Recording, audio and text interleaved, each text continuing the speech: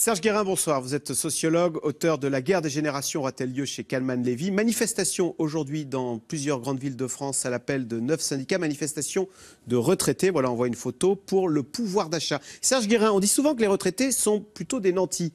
Est-ce qu'on a raison de le dire? On a totalement tort. Je rappelle juste un chiffre. Pension moyenne en France, c'est 1 306 € par mois. Est-ce qu'on est un nanti avec ça? Deuxième élément, les retraités aujourd'hui voient leur retraite diminuer. En fait, le pouvoir d'achat des retraites baisse à peu près de 2% par an. Pourquoi? Une des raisons principales, c'est qu'il est aujourd'hui indexé sur l'inflation et plus sur la progression des salaires. Donc c'est tout bête, mais vu que l'inflation officiellement ne bouge pas, et ben du coup, les pensions ne bougent pas, alors que les salaires continuent d'augmenter un petit peu. Voilà, c'est pas agréable de voir que cette situation personnelle ne progresse pas. D'ailleurs, c'est l'une des revendications des syndicats, c'est que les retraites soient indexées sur les salaires. Et donc, ça progresse en même temps. C'est plus logique par rapport à cela. Ouais. Alors, je vous propose, Serge Guérin, d'écouter des témoignages de retraités qui illustrent ces fins de mois difficiles que connaissent certains retraités. On écoute. Je pensais qu'à la retraite, je pourrais en profiter. Je pourrais me payer de beaux voyages, je pourrais pouvoir aller à l'opéra ou au théâtre. Et là, bon, on n'a pas vraiment beaucoup de fantaisie, quoi. C'est sûr qui me fait surtout peur, c'est qu'on ne va pas pouvoir se soigner. On nous dérembourse des médicaments, on est obligé de se les acheter. Moi, j'ai besoin d'aller charger mes lunettes, ça fait 10 ans que j'ai les mêmes lunettes. Je ne suis pas allée me les faire faire. C'est lamentable. Parce qu'on pourra bientôt plus manger, plus se nourrir correctement, parce qu'on n'a pas assez d'argent. Mon fils, ça va peut-être pouvoir m'aider un petit peu, je ne sais pas. Serge Guérin envoyait une dame là, qui se plaignait du coût de ses lunettes.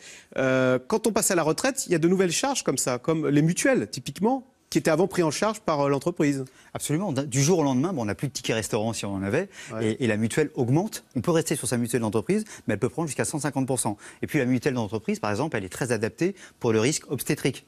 Mais à la retraite, c'est une problématique qui est moins forte. Et donc du coup, il y a des gens qui se retrouvent avec moins de remboursement sur les sujets dont ils ont besoin. Ils se retrouvent parfois dans des difficultés énormes. Et on sait que du coup, ça accélère le vieillissement, puisque les gens ne peuvent pas en amont se soigner. Alors, des charges qui augmentent, les impôts locaux, on l'oublie.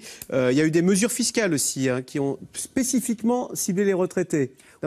Oui, absolument. Il y a une petite impôt supplémentaire de 0,3% par exemple, qui est destiné à financer une loi, la loi d'adaptation au vieillissement. Donc d'une certaine manière, les seniors, les retraités financent une loi qui est un peu pour eux. Mais depuis le début, on parle des retraités comme si c'était un bloc homogène. Mais est-ce que c'est pas ridicule? Au fond, j'imagine la situation est la même que chez les actifs, non? Il y a les actifs riches et les actifs qui gagnent moins bien leur vie, non? Vous posez le problème, je dirais la problématique sociologique majeure, c'est comme on dit, les jeunes, ça veut strictement rien dire. Il y a plein de manières d'être jeune, eh bien il y a plein de manières d'être retraité. Et entre le retraité qui dispose d'un appartement en centre-ville et celui qui a une petite maison à 40 km d'une petite ville, les situations ne sont pas les mêmes. Le retraité qui a une carrière un petit peu discontinue, avec des moments difficiles, d'autres moments un petit peu plus faciles, puis celui qui a toujours eu un petit peu, qui a été fonctionnaire, tranquille, et les choses se sont développées comme ça, c'est pas la même chose. Celui qui a eu des professions non salariées, qui avec son petit commerce et qui du jour au lendemain découvre que à la retraite il a quasiment rien, les situations sont extrêmement différentes. Quand on passe à la retraite, il y a un choc. C'est quoi alors en termes de revenus? Alors, du jour au lendemain, on passe de combien par mois à combien par mois? Alors on pourrait dire c'est le syndrome dernier salaire, première pension. Dans certains cas, ça peut être plus de 50% de diminution. C'est rentré divisé par 2. Exactement. Comme c'est maintenant les 25 meilleures années, imaginons qu'à la fin de sa carrière, on a plutôt bien marché. Du coup, on a un salaire plutôt correct. Sauf que comme on prend les 25 meilleures années, et ben, du coup, ça réduit très fortement. Donc il y a plein de gens qui aujourd'hui, le taux de recouvrement aujourd'hui, il est à peu près de 68%. Dans les années 70-80, on était à plus de 80%. Donc, mais pour certaines personnes, encore une fois, si les carrières n'ont pas été rectilignes, très protégées, ça peut être 50% de chute. Et plus on monte, je dirais, dans l'échelle, plus on diminue à ce moment-là. Ce qui veut dire qu'une retraite, ça se prépare, parce que c'est pas facile de devoir gérer un budget quand, boum, vous avez vos recettes divisées par 2. Alors, c'est quoi les astuces? Être propriétaire, vous le disiez tout à l'heure? Alors, par exemple, en fait, on ne parle pas assez de prévention dans ce pays. Eh bien, la retraite, ça participe de la prévention. Je me prépare à ce moment de retraite. Je me prépare financièrement, mais je me prépare aussi dans la tête. Puis qu'est-ce que je vais faire? Parce que du jour au lendemain, j'aurai 24 heures sur 24 à moi. Mais c'est vrai qu'économiquement, c'est un vrai sujet. Est-ce qu'il ne faut pas mettre un petit peu de côté? Est-ce qu'il ne faut pas, évidemment, si possible, être propriétaire? 75% des retraités sont propriétaires. Mais simplement, on oublie que parfois, leur propriété vaut pas tellement. En revanche, les impôts locaux ont bien augmenté. En revanche, les impôts locaux arrivent et du coup, il faut financer cet élément-là. Donc parfois, en effet, les situations sont hyper difficiles pour ces personnes. Vous disiez, alors ça dépend des cas, on touche à la retraite entre 50% et 67%, c'est la moyenne.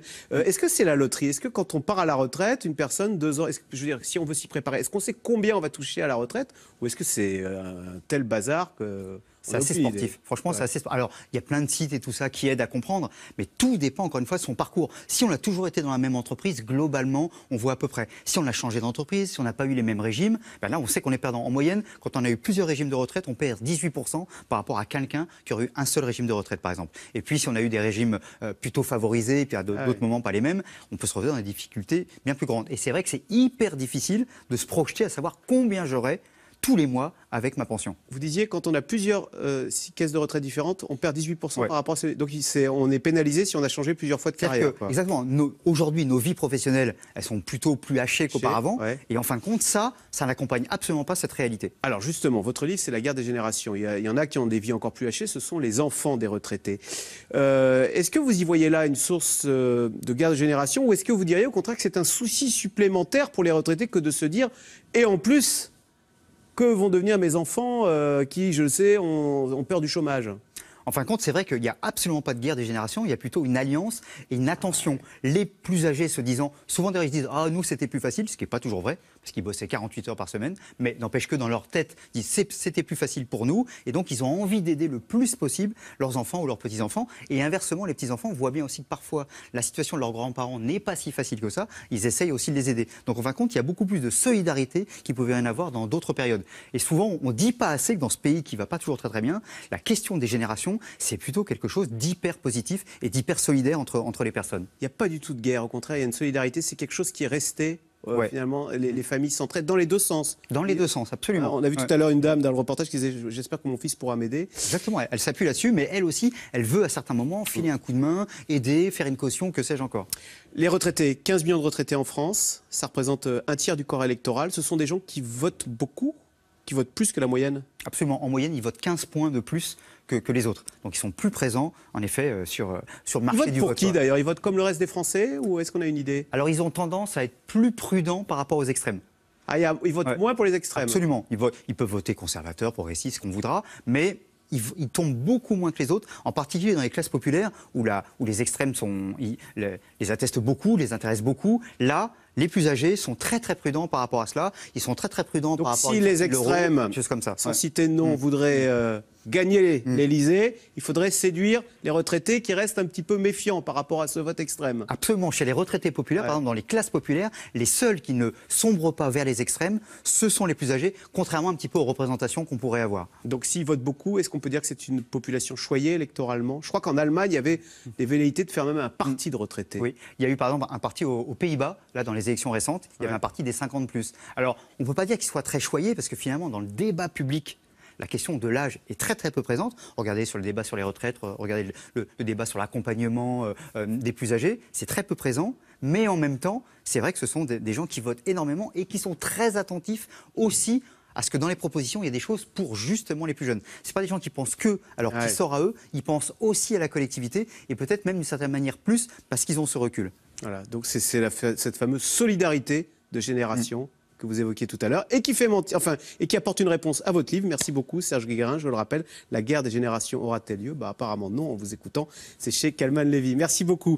Tout de suite, Caroline Roux, c'est dans l'air. Manuel Valls décide de soutenir Emmanuel Macron et souhaite être le pivot d'une nouvelle gauche moderne et progressiste. Sauf qu'Emmanuel Macron tient à garder ses distances avec l'ancien Premier ministre. C'est dans l'air est intitulé ce soir.